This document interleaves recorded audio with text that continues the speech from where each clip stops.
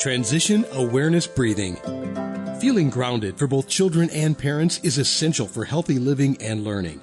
Join Eartha Powell on this series for tips and tools for creating a harmonious environment for learning.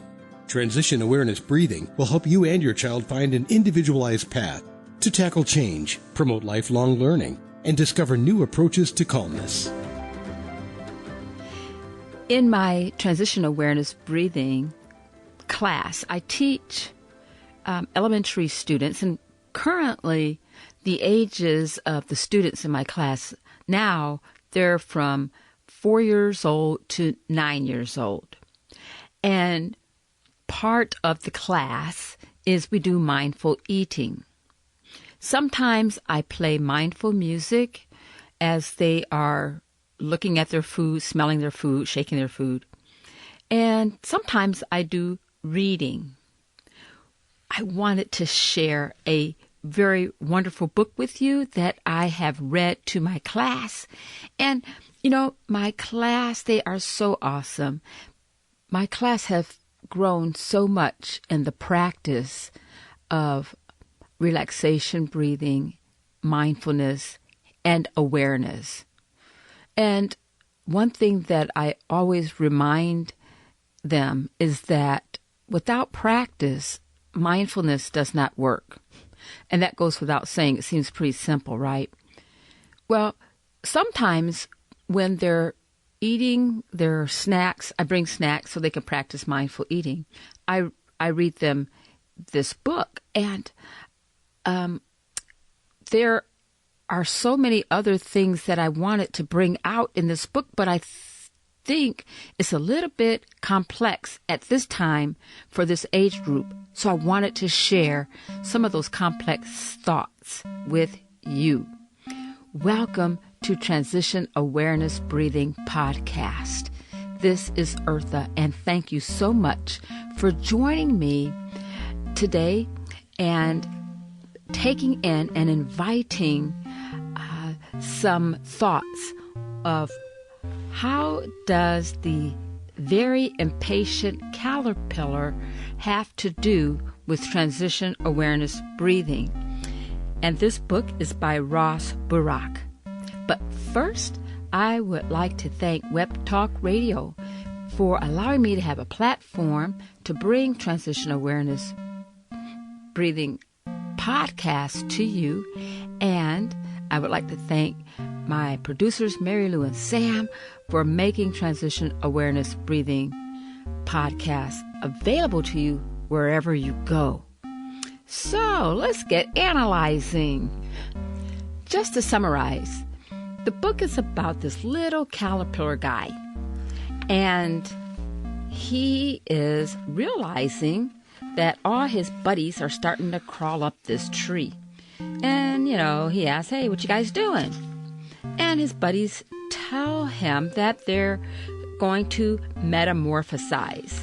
And I'm not going to read the whole book. I invite you to get this book, and it is so awesome. It's a great book that you can read with your children, and it's a great, or if you teach, or if you just want to see what the book is about.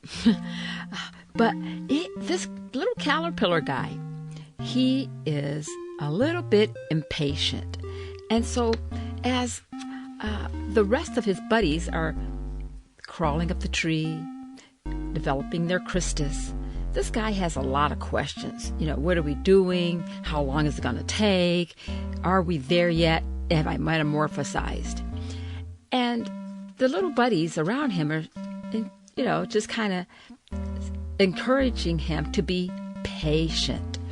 And that's kind of what I want to focus in on, how this little caterpillar guy processes and moves to being patient without giving away a lot of the story, because I really would invite you to get this book. The period of time after he gets to the point where he makes his Christus and he's in this tree, he begins to do a lot of self-talk. And this is what I shared with my students the other day. And we noticed how his self-talk, what quality his self-talk was. And he used quite a few negative words. I can't, it's taking too long, I can't do this, and a lot of what ifs. What if I have to do something? And what happens is this little caterpillar guy, he decides when he has changed. And without any, complex biology, one could, realize that if a natural process is supposed to occur, it takes time. And if we rush that natural process, whatever the end product is, and in this case, little caterpillar guy is supposed to turn and metamorphosize into a butterfly. Well, he doesn't turn into a butterfly. And what he says, and I like Ross Burach's wording, it says, when he realizes that he doesn't have any wings and he didn't metamorphosize into what he thought he was going to metamorphosize into, which was supposed to be a butterfly, he realizes time for a new approach. And so I'm going to pause right there as far as the story review and kind of turn this and look at this from a mindfulness perspective. If we are involved with something, how about like we're involved with life? And it seems that we may be a little bit impatient, or it seems that things are just not going as fast or not going our way. I wonder if you can look back on that situation, if you don't mind, and kind of take a survey of yourself and see if you did, how much negative talk went on during that time. And also, if you can reflect, was there any time that you may have rushed a situation and things didn't turn out the way you anticipated? Now, I think most of us can say, yes, I remember a time when things were going, it didn't seem like things were going good. Everything was bad, and I just couldn't, take it any longer. And so I did things. And one thing that I think stands out when we're trying to rush things is there's a lot of I words. There's a lot of I didn't do, couldn't wait. I had to take things into my own hands. And as a point of responsibility, we do have to be involved in our lives and our changes. However, I think it's also important is to take a moment and be aware of the process and exactly how we are responding to what's going on around us. So what do I mean? For instance, I shared a long time ago that the reason why I started transition awareness breathing was because my son has ADHD, and early in his diagnosis, it was pretty rough. I am just going to put it like that. And I can tell you, before he was diagnosed, I knew something was going on. I didn't know that much about ADHD. And I know that I was like the impatient caterpillar. I was using a lot of negative words.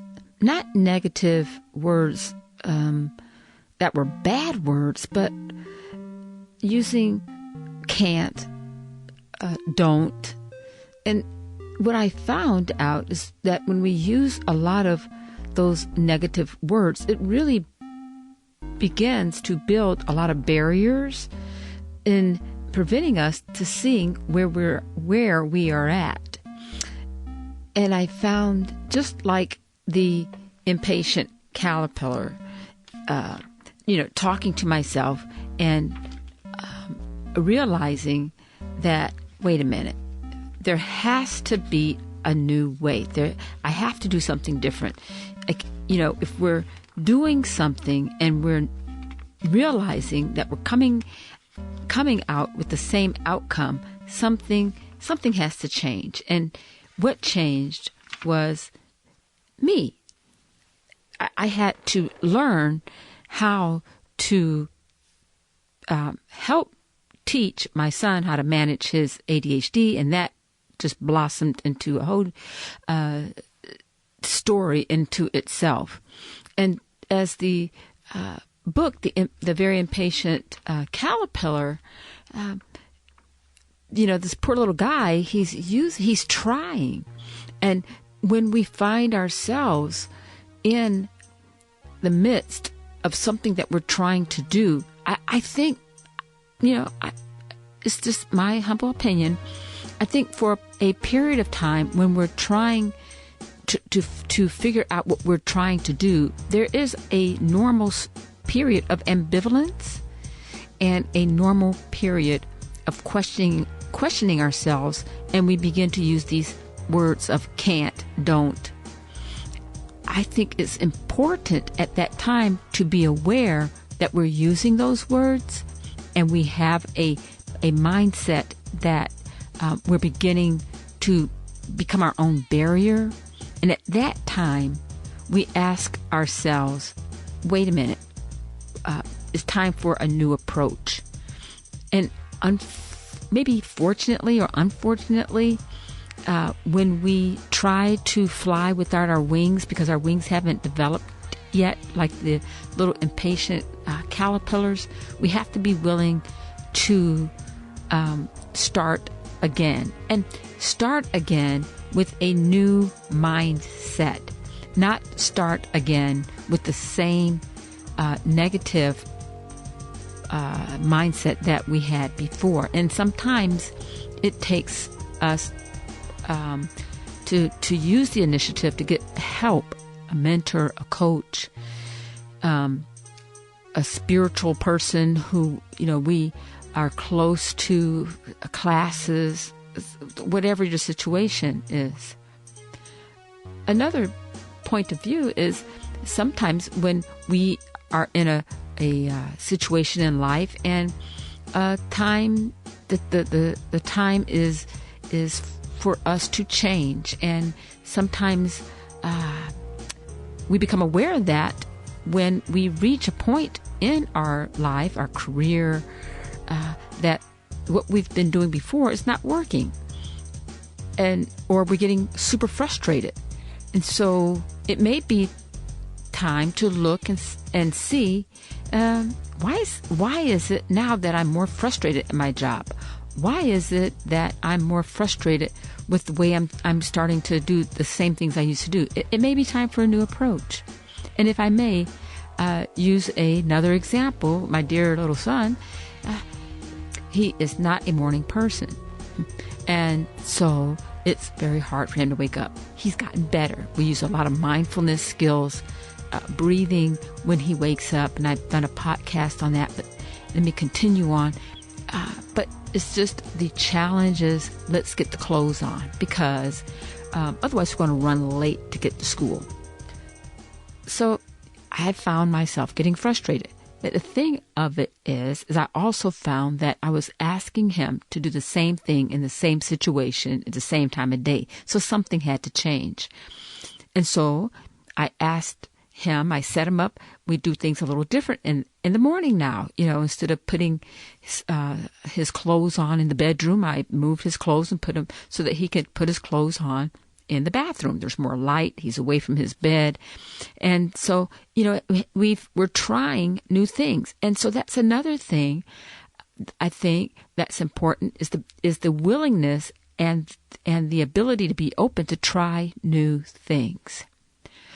The last point is, may I use one more example, is a dear friend of mine is going through a job transition.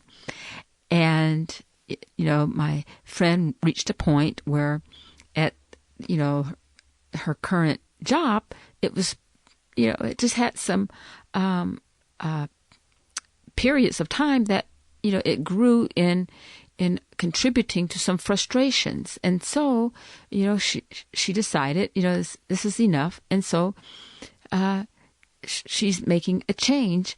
And of course, when we go through certain changes, it is sad because we're moving away from something that we're accustomed to, and we're branching off into something that is totally new, like the little caterpillar.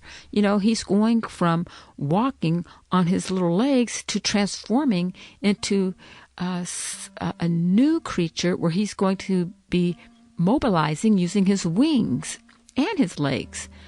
And so as I was talking to my friend, we started to talk, and lo and behold, we are talking about maybe setting a start date, and we're going to take some time to do some walking, just mindful walking and getting some exercise.